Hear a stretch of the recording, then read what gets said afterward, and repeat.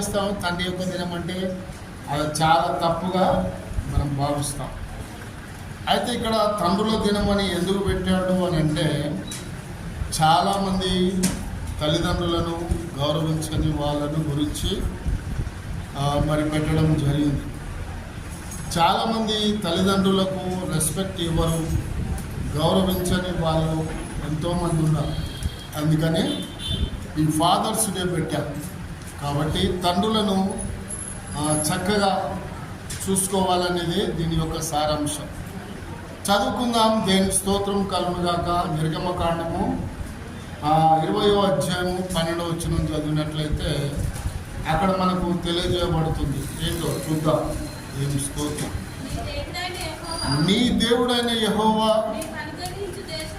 నీకు అనుగ్రహించు దేశంలో నీవు దీర్ఘాయుష్మంతుడవు